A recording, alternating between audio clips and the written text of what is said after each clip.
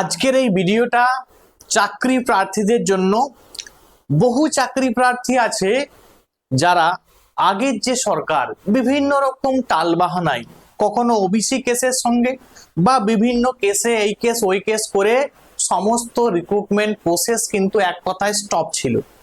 কোনো রকম recruitment process হয়নি বা চাকরি কিন্তু তেমন দেয়নি।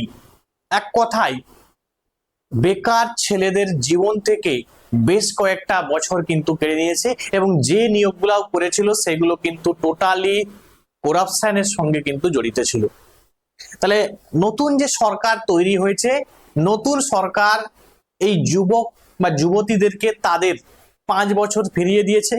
তার সঙ্গে সঙ্গে 100% যে শূন্য পদগুলো আছে 100%ই কিন্তু পূরণ করার উদ্দেশ্যে রাজ্য সরকার একে একে কিন্তু জুন মাস থেকে কিন্তু নিয়োগ প্রক্রিয়া কিন্তু শুরু করবে। এবং কি কি নিয়োগ হবে একটু তোমরা দেখে নাও।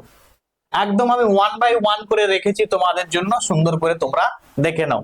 স্বাস্থ্য দপ্তরে মানে যারা নার্স আছে, টেকনিশিয়ান আছে বা ডাক্তার সহ কয়েকজন স্বাস্থ্যকর্মী কিন্তু নিয়োগ হতে চলেছে।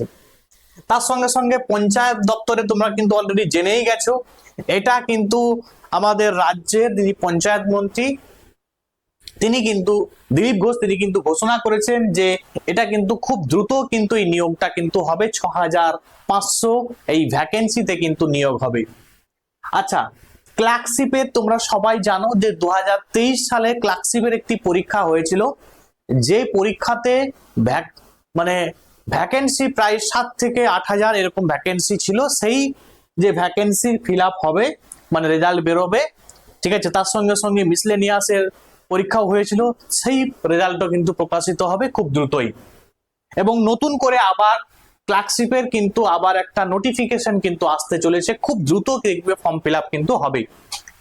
কলকাতা পুলিশে কিন্তু বড় নিয়োগ হচ্ছে। কলকাতা পুলিশে একদম এই 10,401 ভ্যাকেন্সি পুলিশ কনস্টেবলে আছে, ড্রাইভারের 666টি পদ আছে এবং সাব ইন্সপেক্টর পদে 673টি শূন্য পদ আছে। তাহলে এই শূন্য পদগুলো কিন্তু খুব দ্রুত কিন্তু পূরণ হতে চলেছে।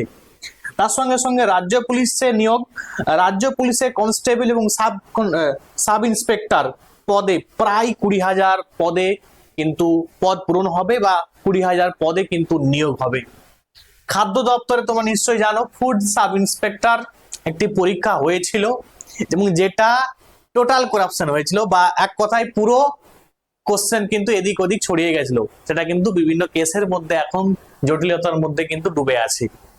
তো সেটা নিয়ে এখনো তেমন কোনো আপডেট নেই, বাট যেটা বলা হচ্ছে যে প্রত্যেক বছর পরীক্ষা কিন্তু হবে এবং তার নিয়োগের যে জট ছিল সেই জটকে কাটানোর চেষ্টা করছে রাজ্য সরকার। ডাব্লিউবিসিএস এবং মিসলেনিয়াস এটা খুব গুরুত্বপূর্ণ। ডাব্লিউবিসিএস মিসলেনিয়াস প্রত্যেক বছর কিন্তু হবে, এটাই কিন্তু রাজ্যের নতুন যে রাজ্য সরকার তারা কিন্তু এই মানসিকতা নিয়েই কিন্তু চলছে। এবং প্রতি বছর টেট হবে এবং আপার প্রাইমারি টেট হবে। দেখা যাক, দেখার বিষয় এখন যে প্রতি বছর টেট এবং আপার প্রাইমারি টেট। আমরা দেখেছিলাম যে এর আগে যখন তৃণমূলের সরকার ছিল তখন কিন্তু বলেছিল, ঠিক আছে, যে তোমার প্রাইমারি বোর্ডের যিনি সভাপতি ছিলেন, ঠিক আছে, মিস্টার গৌতম পাল, তিনি কিন্তু বলেছিলেন আমি প্রত্যেক বছর প্রাইমারি টেট নেব। তারপর দেখা গেল যে কিছুই নেই, ফুস, ঠিক আছে। কিন্তু রাজ্য সরকার, নতুন যে রাজ্য সরকার, সে কিন্তু একদম বেকারদের পাশে কিন্তু থাকার একটা অঙ্গীকারবদ্ধ হয়েছে। দেখা যাক, এখন দেখার বিষয়। এবং তার সঙ্গে সঙ্গে পিএসসি যেগুলো আইডিও, এমভিআই এই সমস্ত পোস্টেও কিন্তু খুব দ্রুত কিন্তু নিয়োগ হতে চলেছে। এখন দেখার বিষয় যে নিয়োগ কবে শুরু হয় এবং কত ভ্যাকেন্সি থাকে। আজকের ভিডিওটা এখান পর্যন্ত এবং তোমাদের বলবো যারা একদম বইটই বিক্রি করে দিয়েছিলে বা পড়াশোনা ছেড়ে কাজে চলে গেছিলে তাদের বলবো আবার ফিরে আসো, আবার পড়াশোনা শুরু করো। আমাদের রাজ্যে আবারও কিন্তু নিয়োগ শুরু হচ্ছে, আবারও পড়াশোনা শুরু করো। পারলে এখন থেকে কোনো কোচিং সেন্টারের সঙ্গে যুক্ত হয়ে নিজে কিন্তু পড়াশোনা করতে পারো অথবা নিজে সেলফ স্টাডি করতে পারলে খুবই ভালো।